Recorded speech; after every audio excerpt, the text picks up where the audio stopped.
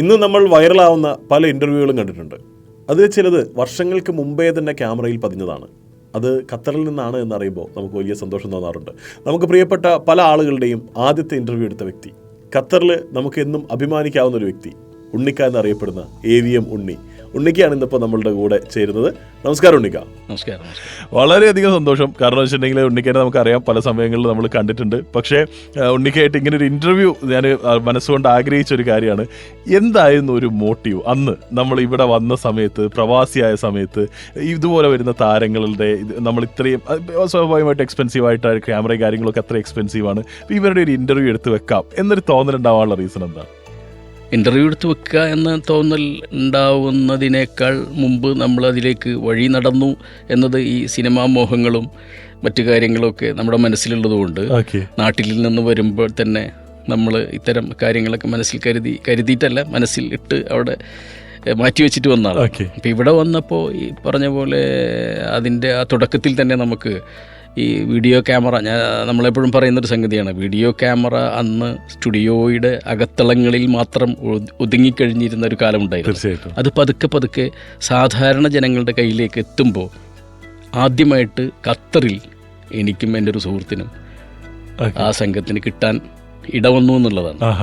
മാലിക്കും ഞാനും സിത്താര എന്നൊക്കെ പറഞ്ഞൊരു സംഘം, ഞങ്ങൾക്കതൊരു ക്യാമറ മേടിക്കൽ നിർബന്ധമായി വന്നു. കാരണം ഈ ഇവിടുത്തെ ഈ നാട്ടുകാരൊക്കെ ഇങ്ങനെ ബർത്ത്ഡേ എടുക്കണം, അത് എവിടെ നടക്കും. നമ്മുടെ ഒരു സുഹൃത്തിനും വീഡിയോ സെൻറ്റർ, മ്യൂസിക് സെൻറ്റർ എന്നൊക്കെ പറഞ്ഞിട്ടൊരു സംഗതി ഉണ്ടായിരുന്നു. അദ്ദേഹത്തിൻ്റെ അടുത്ത് ഇങ്ങനെ ചെന്ന് ചോദിക്കും. അപ്പോൾ ഞങ്ങളത് നിർബന്ധിതരായി ഈ സംഗതി കൈക്കലാക്കാൻ. അന്ന് വലിയൊരു സംഖ്യയാണ്. അന്ന് വീഡിയോ ക്യാമറ വേറെ, വീഡിയോ ഇടുന്ന കാസറ്റ് ഇടുന്ന അതിൻ്റെ ബോക്സ് വേറെ, തോളിൽ ഞാത്തിട്ടിട്ട് ക്യാമറ വേറെ വെച്ചിട്ട് നടക്കണം. ഇന്നത്തെ പോലെ വളരെ ഈസി സംഗതികളല്ല. അത് അന്നത്തെ ഒരു സംഖ്യ ചിലവുണ്ട്. അപ്പോൾ ഞങ്ങളിങ്ങനെ ഒരു സൗഹൃദത്തിൽ എല്ലാവരും കാശുണ്ടാക്കിയിട്ടൊരു സാധനം വാങ്ങിച്ചു. അതുവഴി നമ്മൾ ഇവിടുത്തെ കല്യാണങ്ങളും ബർത്ത്ഡേകളൊക്കെ എടുക്കൽ തുടങ്ങി. അങ്ങനെ ഇരിക്കുമ്പോഴാണ് നമ്മളതിൽ ചെറിയൊരു ഈ ടൈറ്റിൽ സംഭവങ്ങളൊക്കെ ഉണ്ടല്ലോ. ഇവിടുത്തെ പ്രോഗ്രാം വരുമ്പോൾ, എന്തെങ്കിലും വലിയ ആർട്ടിസ്റ്റുകളുടെ പ്രോഗ്രാം വരുമ്പോൾ അന്നൊക്കെ ഈ കാസറ്റുകളിൽ ഒരു പരസ്യം ചെയ്തു കൊടുത്താൽ അത് എല്ലാ ആളുകൾക്കും കാണാൻ പറ്റും. ഒരു സിനിമ ഇറങ്ങുമ്പോൾ, വ്യാഴാഴ്ച ഒരു സിനിമ ഇറങ്ങുമ്പോൾ നമ്മൾ ഒരു പരസ്യം ചെയ്തു കൊടുത്താൽ അത് ഇന്നയാൾ വരുന്നു, ഇന്ന ആർട്ടിസ്റ്റ് വരുന്നു, അവരോടൊപ്പം ഇന്ന ഗായകർ വരുന്നു, അങ്ങനെ വരുന്നു. അതിൻ്റെ ഒരു ചെറിയൊരു ബ്രോഷർ എന്തെങ്കിലും ഉണ്ടാക്കിയിട്ടുണ്ടെങ്കിൽ അതൊന്ന് ക്യാമറയിൽ പകർത്തി ജസ്റ്റ് അതൊന്ന് അവർക്ക് ഒരു വീഡിയോ വിഷ്വലാക്കി കൊടുത്താൽ മതി. അപ്പം അത് കൊടുക്കും. അപ്പം അതിനെന്താ ചാർജ് വെച്ചാൽ നമുക്ക് തരാം. തരുമ്പോൾ ഞാൻ പറയും എനിക്ക് കാശ് വേണ്ട, എനിക്ക് വരുന്ന ആർട്ടിസ്റ്റിനെ ഇൻ്റർവ്യൂ ചെയ്യാൻ, അവരുമായിട്ടൊന്ന് സംവദിക്കാൻ ഒരു അവസരം നിങ്ങൾ തരണം. എൻ്റെ ക്യാമറയിൽ ഞാനത് പകർത്തി വെച്ചു. അപ്പോൾ അവർ പറയും വരുന്ന ആർട്ടിസ്റ്റ് സമ്മതിക്കുകയാണെങ്കിൽ നിങ്ങൾ ചെയ്തു. ആ നേരത്ത് ഞങ്ങളാണ് സ്പോൺസർ, നിങ്ങളെന്താ വന്നതെന്നൊന്നും പറഞ്ഞ് നമ്മളെ പേടിപ്പെടുത്താൻ നിൽക്കുന്നത്. അപ്പോൾ ഞാൻ പറഞ്ഞ്, അവർ പറഞ്ഞു ഓക്കെ ആർട്ടിസ്റ്റ് സമ്മതിക്കാൻ നിങ്ങൾ ചെയ്തു. അപ്പം നമ്മൾ ഈ ഹോട്ടലിൽ പോവും. ആർട്ടിസ്റ്റുകൾ പരിപാടി കഴിഞ്ഞ പിറ്റേ ദിവസം അവർ തിരിച്ചു പോകേണ്ട തിരക്കിലായിരിക്കും. എന്നാലും ആ തിരക്കിൻ്റെ ഇടയിലും നമ്മളത് പറയുമ്പോൾ അവർക്കതൊരു വലിയൊരു ക്യാമറയിൽ സംഗതി എന്നൊക്കെ പറയുമ്പോൾ വളരെ അപൂർവമായിട്ട്, അന്നൊന്നും ഈ ചാനലുകൾ ഒന്നും ഇറങ്ങിയിട്ടില്ല. അപ്പോഴാണ് നമ്മളിതൊക്കെ ചെയ്യുന്നത്. ഈ പറഞ്ഞ പോലെ കലാഭവൻ മണിയുടെയൊക്കെ ഇൻ്റർവ്യൂ നമുക്ക് കിട്ടി എന്നുള്ളതൊക്കെ ആദ്യകാലത്തെ. അതുപോലെ നമ്മുടെ നാദിർ ഷാ, ഹരിശ്രീ അശോകൻ, ഒരുപാട് ആളുകളുടെ ആദ്യകാല ഇൻ്റർവ്യൂ നമുക്ക് ചെയ്യാൻ അവസരം കിട്ടിയെന്നത് ഇപ്പോൾ ഒരു സൗഭാഗ്യമായി നമുക്ക് തോന്നാം. തീർച്ചയായിട്ടും അങ്ങനെയാണ് നമ്മളിത് തുടക്കം. പിന്നെ വരുന്ന ഈ പറഞ്ഞ പോലെ എല്ലാ ആർട്ടിസ്റ്റുകളെയും നമ്മൾ ചെയ്തുകൊണ്ടിരുന്നു. സ്റ്റേജ് പ്രോഗ്രാം ചെയ്യേണ്ടി വന്നു. ഇപ്പോൾ വലിയ വലിയ മെഗാ സ്റ്റാർസ് എന്നൊക്കെ പറഞ്ഞിട്ട് വരുമ്പോൾ അന്നൊക്കെ നമ്മുടെ കയ്യിൽ ഇതുള്ളത് കൊണ്ട് നമുക്കത് ചെയ്യാൻ അവസരങ്ങൾ കിട്ടി. നമ്മളത് ചെയ്തു വെച്ചു. മാത്രമല്ല അത് സൂക്ഷിച്ചു വെച്ചു എന്നുള്ളതും കൂടെ. സൂക്ഷിച്ചു വെക്കാൻ അവസരം കിട്ടിയത് ഒന്ന്, ഞങ്ങളുടെ കുടുംബം പോലെ താമസിക്കുന്ന ഒരു ഫാമിലി സുഹൃത്തുക്കളാണ്. അവർക്ക് അറിയാം ഞാനത് എന്തിനു വേണ്ടിയാണ് ഇത് എടുത്തു വെക്കുന്നത്. ഇന്നിപ്പോൾ ഡിജിറ്റൽ തരത്തിലേക്ക് മാറി. പക്ഷെ അന്നും ഈ VHS കാസറ്റ് കേടുകൂടാതെ സൂക്ഷിക്കൽ ഒരു ആവശ്യമാണെന്ന് അവർക്കും അറിയാം. അത് എൻ്റെ ഒരു മോഹമാണെന്ന് അവർക്കറിയാം. അതുകൊണ്ട് ഇവിടെയൊക്കെ നമ്മുടെ നാട്ടിലെ ഇവിടുത്തെ ബാച്ചിലേഴ്സ് ലൈഫ് എന്ന് പറഞ്ഞാൽ, ഒരാൾ നാട്ടിൽ പോയാൽ ആ കട്ടിലിൽ വേറൊരുത്തം കിടക്കും. അപ്പോൾ പിന്നെ ആ കട്ടിലിൻ്റെ ചോട്ടിലുള്ളത് കംപ്ലീറ്റ് മാറ്റി ആ വന്ന ആളുടെ സംഗതികളായിരിക്കും. അപ്പോൾ അങ്ങനെയാണെങ്കിൽ എൻ്റെ കാസറ്റുകളൊക്കെ പോകുമായിരുന്നു. അങ്ങനെ ഉണ്ടായില്ല. ഞങ്ങളൊരു ഫാമിലി പോലെ ഒരു ഫ്ലാറ്റിൽ താമസിക്കുന്നത് കൊണ്ട് ഞാൻ നാട്ടിൽ പോയാലും എൻ്റെ സംഗതികൾ സൂക്ഷിച്ചു വെക്കുക എന്നുള്ളതൊക്കെ അവർ കൂടെ ചെയ്തത് കൊണ്ട് നമുക്കതൊക്കെ സൂക്ഷിച്ചു വെക്കാൻ കഴിഞ്ഞു. പിന്നെ ലേശൊരു ശ്രദ്ധ നമ്മുടെ ഭാഗത്തുനിന്ന് ഉണ്ടാവണം. ഞാനത് ഈ പറഞ്ഞില്ലേ, ഒരു VHS ഫോർമാറ്റിൽ തന്നെ ഓർമ്മ വീഡിയോ മാഗസീൻ ഓഫ് ഉണ്ണി എന്നൊക്കെ പറഞ്ഞിട്ട് ഇറക്കാനുള്ള ഒരു പ്ലാനായിരുന്നു. കാസറ്റുകളിൽ തന്നെ നമ്മളൊരു ഇപ്പോൾ ഇവിടെ നടന്ന ഏതെങ്കിലും ഒരു ഹൈലൈറ്റ് ആയിട്ടുള്ള ഒരു കുട്ടിയുടെ പാട്ട്, അല്ലെങ്കിൽ സ്കൂളിൽ നടന്ന വലിയൊരു മത്സര പരിപാടികളിലെ ഏതെങ്കിലും 1ാം സമ്മാനം 2ാം സമ്മാനം കിട്ടിയ ആളുകളുടെ പാട്ടും കാര്യങ്ങളും നമ്മളും പകർത്തും. പിന്നെ അവരുടെ ഒരു ഇൻ്റർവ്യൂ, വീട്ടിൽ ചെന്നിട്ട് രക്ഷിതാക്കളുടെ സംസാരം, അങ്ങനെ കുറേ.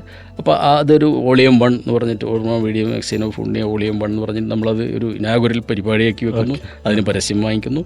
അങ്ങനെ വലിയ സംഭവം. അങ്ങനെ വോളിയം 2 അങ്ങനെ അങ്ങനെ അങ്ങനെ ഇറക്കണം എന്നായിരുന്നു ആഗ്രഹം. ഇന്നത് വേണ്ട, ഇന്ന് നമ്മൾ എന്താണോ ചെയ്തത് അത് ചെയ്ത് ആകാശത്തേക്ക് വിട്ടാൽ ജനങ്ങൾ കാണും. അത് നമ്മുടെ മകൻ അത് ഏറ്റെടുത്തു. അതിൻ്റെ ടെക്നിക്കൽ സപ്പോർട്ടിങ് അദ്ദേഹമാണ് ചെയ്തു തരുന്നത്. അദ്ദേഹം അതിൻ്റെ അഡ്മിനായിട്ട് അങ്ങനെ നീങ്ങുന്നു. കാര്യങ്ങൾ ഭംഗിയായി സ്മൂത്തായി പോകുന്നു. എല്ലാം സൂക്ഷിച്ചു വെച്ചു എന്നതാണ്. അത് ഒരു സംഗതി സൂക്ഷിച്ചു വെച്ചാൽ, പണ്ട് നമ്മുടെ ചില എന്താണ് കാരണവന്മാരൊക്കെ പറഞ്ഞിട്ടുണ്ട്, 1/4 നൂറ്റാണ്ടിൻ്റെ ഉള്ളിൽ നിങ്ങളൊരു ഒരു ഒരു നൂലാണ് എടുത്തു വെച്ചിട്ടില്ലെങ്കിൽ അത് ഈ 1/4 നൂറ്റാണ്ടിൻ്റെ ഉള്ളിൽ നിങ്ങൾക്ക് ഉപയോഗം വരുന്നതാണ്. ഒരു സംഗതിയും കളയരുത് എന്നുള്ളതാണ്.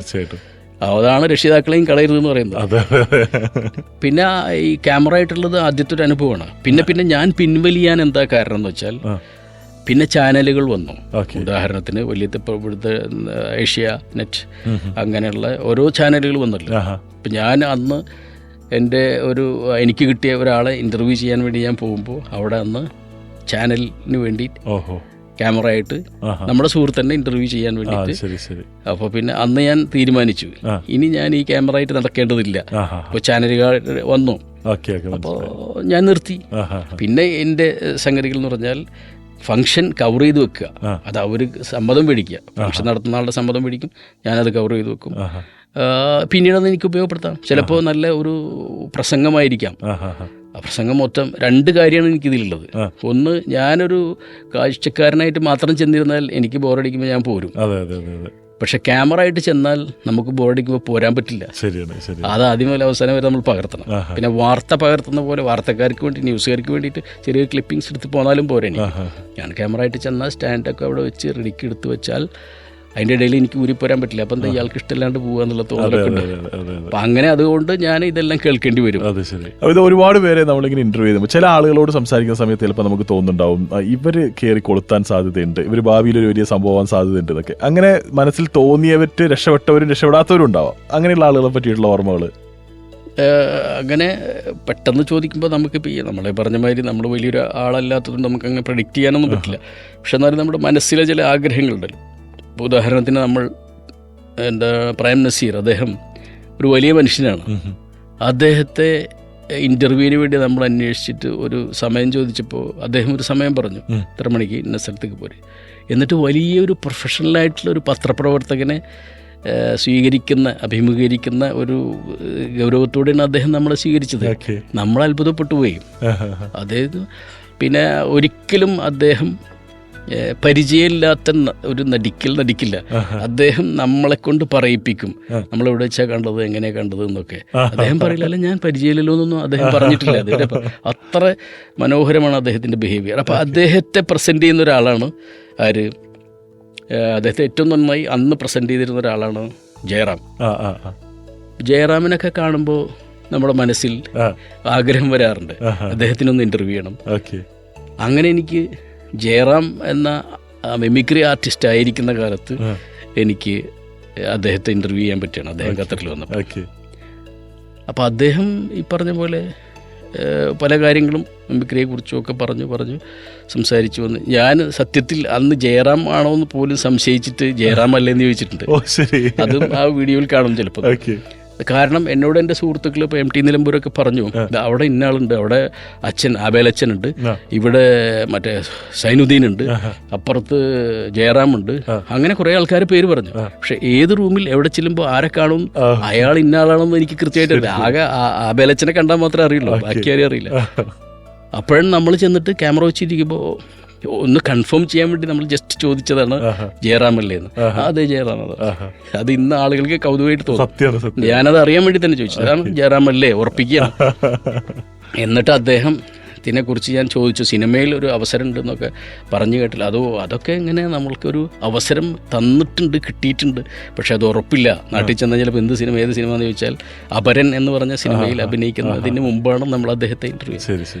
അപ്പോൾ അദ്ദേഹം നമ്മളിങ്ങനെ മനസ്സിലാഗ്രഹിച്ചിട്ടുണ്ട്, അദ്ദേഹമൊക്കെ നല്ല ഒരു സിനിമയിൽ ഉയർന്നെത്തിട്ട് ഇന്ന് അദ്ദേഹം സിനിമയിലൊരു വളരെ ഉന്നതനായ ഒരാളായി മാറി എന്നുള്ളത്, നമുക്കങ്ങനെ ഒരു അവസരം കിട്ടി അദ്ദേഹത്തെ ആദ്യമായിട്ട് ഇൻ്റർവ്യൂ ചെയ്യാൻ എന്നുള്ളതൊക്കെ വലിയൊരു മനസ്സിനെ സന്തോഷം തോന്നിക്കുന്ന ഒരു സംഗതിയാണ്. പിന്നെ അതുപോലെ തന്നെ കലാഭവൻ മണി അദ്ദേഹമൊക്കെ മരണപ്പെട്ടതിന് ശേഷം അദ്ദേഹത്തിൻ്റെ അനിയനൊക്കെ എന്നെ വിളിച്ചിട്ട് ഒരുപാട് വിഷമങ്ങളൊക്കെ പറഞ്ഞിട്ട് അദ്ദേഹത്തിൻ്റെ ഒരു ഇൻ്റർവ്യൂ ഇതുപോലത്തത് കിട്ടിയിട്ടില്ല, ആരുടെ ഭാഗത്തുനിന്നും കണ്ടിട്ടില്ല, അങ്ങനെ ഒരു അവസരങ്ങളുണ്ടായി, പിന്നെ വീണ്ടും കണ്ടു എന്നൊക്കെ പറഞ്ഞിട്ട്.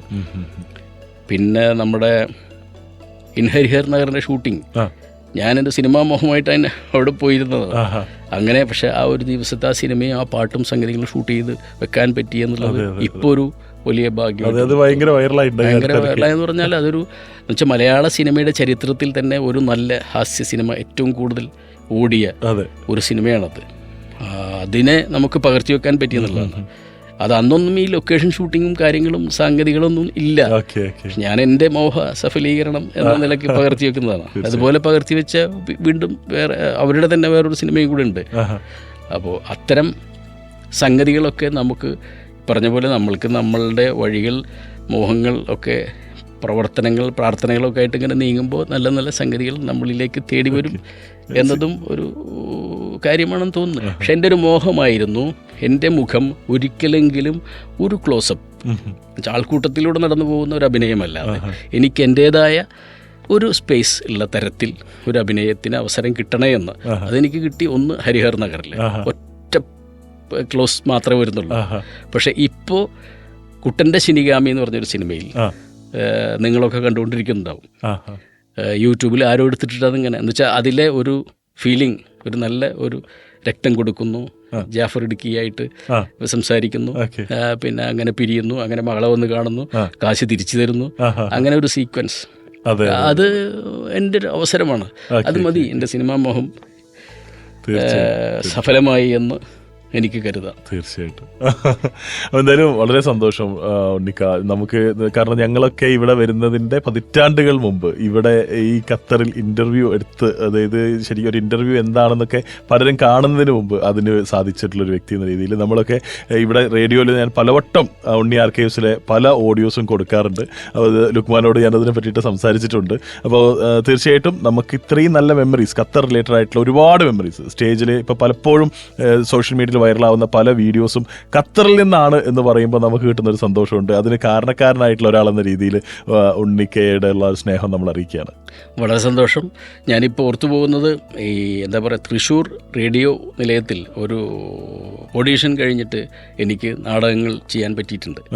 അതുപോലെ ഈ പറഞ്ഞില്ലേ, മദ്രാസിൽ പോയ സമയത്ത് മദ്രാസ് ക്രിസ്ത്യൻ ആർട്സിൻ്റെ നാടകത്തിൽ ഫീബ എന്ന് പറഞ്ഞിട്ട് ഒരുതുണ്ട്, ഫാർ ഈസ്റ്റ് ബ്രോഡ്കാസ്റ്റിംഗ് എന്ന് പറഞ്ഞിട്ട്, അതിലും ഒക്കെ നാടകം ചെയ്യാൻ പറ്റിയിട്ടുണ്ട്. അപ്പോൾ അന്നൊക്കെ സ്റ്റുഡിയോ അനുഭവങ്ങൾ, ഓഡീഷൻ ടെസ്റ്റൊക്കെ വലിയൊരു സംഭവമാണ് അന്നത്തൊക്കെ. ഓഡീഷൻ കൃത്യമായി ഒരു പരീക്ഷ എഴുതുന്ന പോലെ കടലാസൊക്കെ തന്നു, അത് നമ്മൾ ഒറ്റയ്ക്ക് നിന്നൊരു സ്റ്റുഡിയോയുടെ ഉള്ളിൽ ആരോ സംസാരിക്കും നമ്മളോട്, നിങ്ങളാ അത് വായിക്കൂ, അപ്പോൾ അത് പേജ് നമ്പർ വായിക്കൂ, പേജ് 2 വായിക്കൂ, അങ്ങനെയൊക്കെ അത് വായിക്കുകയും പിന്നെ ഒരു ഫോൺ ചെയ്യുന്നൊരു ഇത് വന്നു അതിലിങ്ങനെ. അപ്പോൾ ഞാൻ എന്തോ കാരണവശാലും ഒന്നിങ്ങനെ ചിരിച്ചുപോയി.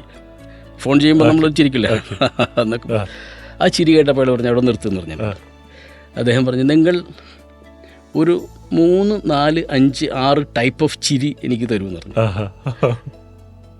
അപ്പോൾ എന്നിട്ട് അദ്ദേഹം പറഞ്ഞു, നിങ്ങളൊരു കാമുകിയോട് ചിരിക്കുന്നു, ഒരു വില്ലനായിട്ട് ഒരു വേറൊരാളോട് ചിരിക്കുന്നു, അതുപോലെ കോമഡി ആയിട്ട് ചിരിക്കുന്നു, ഇങ്ങനെ ഒരു 5-6 തരം ചിരി എന്നോട് പറഞ്ഞു. അപ്പം അതൊക്കെ ചിരിച്ചു കൊടുത്തു. അങ്ങനെ നമ്മൾ എന്താ പറയുക, ആ ഓഡീഷനിൽ പാസ്സാവുകയും നമുക്ക് തൃശ്ശൂർ റേഡിയോ നിലയത്തിൽ നാടകം ചെയ്യാൻ അവസരം കിട്ടുകയും ചെയ്തിട്ടുണ്ട്. അതൊക്കെ ഇപ്പോൾ ഈ സ്റ്റുഡിയോയിൽ ഇങ്ങനെ ഇരിക്കുമ്പോൾ എനിക്ക് ഓർമ്മിക്കുകയാണ്. അതുപോലെ തന്നെ നമ്മുടെ നമ്മുടെ സുഹൃത്ത് ഗോപിനാഥ് ബാബു എന്ന് പറഞ്ഞ IVCയുടെ സൂപ്പർ അസോസിയേറ്റ് ആയിരുന്നു. എന്നാൽ മദ്രാസിൽ നാടകം ചെയ്യാൻ വേണ്ടി നാടകത്തിന് പോവുകയും സിനിമയ്ക്ക് വേണ്ടി അവിടെ നിൽക്കുകയൊക്കെ ചെയ്തപ്പോൾ ഈ ഗോപിനാഥ് എന്നെ കൊണ്ടുപോയിട്ട് സിലോൺ റേഡിയോയുടെ സ്റ്റേഷൻ അവിടെ ഉണ്ട്. അവിടെ നിന്നാണ് പ്രൊഡക്ഷൻ പോവുക, മദ്രാസ് ക്രിസ്ത്യൻ ആർട്സിൻ്റെ. പിന്നെ അവിടെ നിന്ന് തന്നെ ഫീബായുടേതും അവിടെ തന്നെ പോവുക. അപ്പോൾ അവിടെ കുറേ നാടകം ചെയ്യാൻ പറ്റി റേഡിയോക്ക് വേണ്ടിയിട്ട്.